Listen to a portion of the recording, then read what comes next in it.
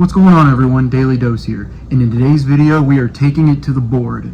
It's on my shoulder right now. We'll put it down in a minute, but I'm doing this because I feel today there is just generalized drug knowledge everyone needs to know in regards to overdoses and just facts in general, and just the most common things I even see in the psych setting, and just facts one should know in general.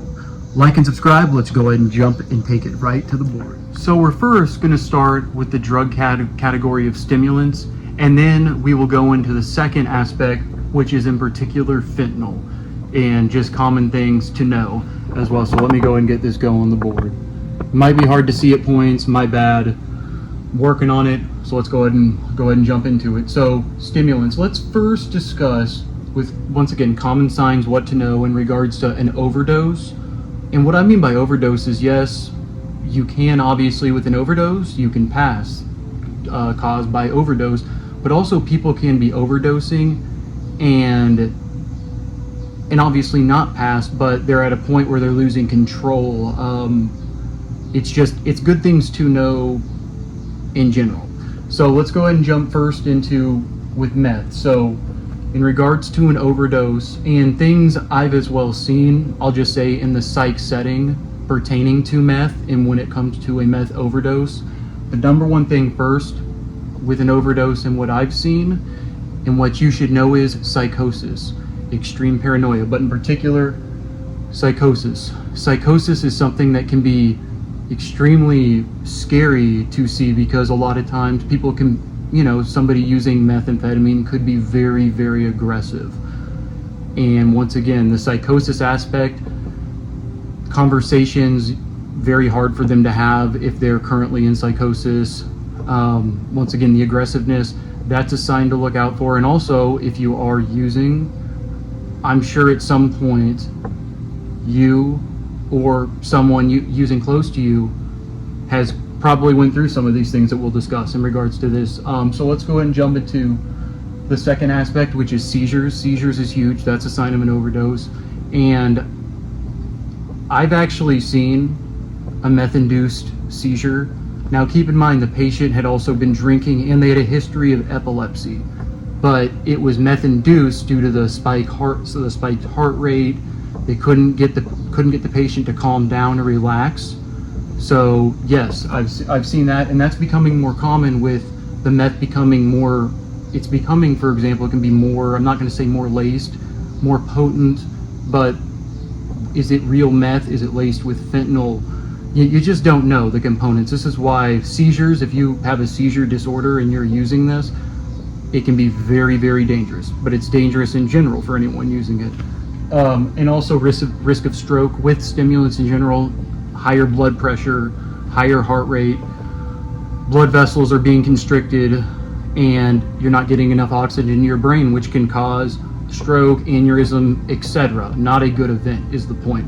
So that's just something good to know as well in regards to if they're reporting a high heart rate, or you're even, for example, if you're using, feeling these sensations, you've had a seizure, this would be a sign of an overdose and you need to get help. Next category with stimulants, we'll go into things such as Adderall, Vyvanse, Ritalin, but I went ahead and put Adderall and Vyvanse in particular because they're the common stimulants prescribed today to the teens. So this is good information for parents out there and also teens out there to know with Adderall and Vyvanse. With overdose, paranoia, anxiety, feeling of heart rate, of heart attack, and a high heart rate. Once again, these are the most common signs, and for me, the things that I've seen in the psych setting and related to a potential overdose of it. In particular, as stated, high heart rate, it can get dangerously high, which can lead to things if they have a predisposition to heart attack, or even offsetting a heart condition or developing myocarditis, things like that. That's one caution with these medications. And if you take a handful of them, what can potentially happen? And lastly, caffeine. Surprisingly, if you're drinking cup after cup after cup all day, I'm not going to say this is going to happen, but you can potentially, first and foremost, severe migraines when you're withdrawing from it, or the opposite way if you're overdosing from it. And also sweating. So somebody, and it's constant sweating, pulsating, just like you'll notice they can't sit still at all for more than a second. They can't have a conversation. Anxiety, paranoia, things like that. I've seen this happen to somebody as well due to caffeine. So with stimulants, that's the first part I want to break down. Let's break down number 2 now, which I'm just going to get right into it, is the biggest problem, which is fentanyl. Now with fentanyl, I will say, first and foremost, common sign of an overdose, nodding out. This is something, once again, it happens a lot if somebody walks into a psych hospital, for example, and they've just taken an opiate or opioid, excess fentanyl, something laced with fentanyl, benzos laced with fentanyl. So with that, a lot of times if they come to the psych hospital and they haven't gotten treatment yet, we'll be getting a blood pressure and the nodding out is happening and then they're sent out, things like that. So nodding out is huge. Also, I just want to put this on here. With fentanyl, if you ever see someone or you're wondering if something's going on with them, if they're overdosing, check their body for patches or a patch. There are fentanyl prescription patches that are used, and people do overdose on those every once in a while. In particular, if you notice somebody nodding out and they're in a hot tub, for example, or if it's very hot outside and they're dehydrated, the fentanyl patch, one downside is you can absorb more of it into the bloodstream, which can cause an overdose. So look for patches on someone, and this is also to nurses out there. Look when you're doing a skin assessment, look for if they have a patch on them. Huge. Yawning, blood pressure tanking, it's dropping, can be interesting. Sometimes the heart rate can go up for a little bit, but a lot of times it starts plummeting. Your diastolic blood pressure tanks, blood pressure is just going. Vomiting is good to know as well. With opiates and opioids in general, vomiting is huge. And also vomiting is actually huge with, I'll just put right up here, I forgot, with Adderall and Vyvanse. And all of the above with all of these, so yeah. And dizziness is big as well, because a patient, sometimes they might not be showing any signs of an overdose, but they'll say to you, or they've had patients say, I'm feeling really dizzy.